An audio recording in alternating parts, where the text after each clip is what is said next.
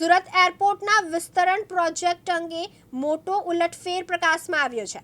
ગુજરાત નાગરિક ઉડ્ડયન વિભાગે સુરત કલેક્ટર કચેરીને 100 કરોડની રકમ પરત કરવા નિર્દેશ આપ્યો છે, જે એરપોર્ટ વિસ્તરણ માટે સંપાદિત કરવામાં આવનારી જમીન માટે વળતર તરીકે મોકલવામાં આવી હતી। 2 વર્ષ પહેલા મંજૂર કરાયેલો આ પ્રોજેક્ટ હવે અચાનક પડતો મૂકવામાં આવ્યો છે। આ પ્રોજેક્ટ હેઠળ રનવે 22 પર CAT-1 approach lighting system install કરવાની યોજના હતી, જે ધુમ્મસ જેવી ઓછી દૃશ્યતા સ્થિતિમાં પાયલટને સુરક્ષિત ઉતરાણમાં મદદ કરશે। આ સાથે એરપોર્ટ સર્વેલન્સ રડાર અને મોનોપલ સેકન્ડરી સર્વેલન્સ રડાર પણ ઇન્સ્ટોલ કરવાના હતા।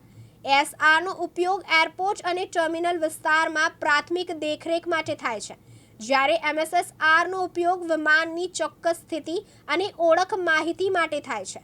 રાજ્ય સરકારે આ પ્રોજેક્ટ માટે કુલ 215 કરોડ મંજૂર કર્યા હતા, જેમાંથી 100 કરોડનો પ્રથમ હપ્તો જમીન સંપાદન માટે અપાયો હતો। મુકેશ ગુરવ, દિવ્યાંગ ન્યૂઝ, સુરત।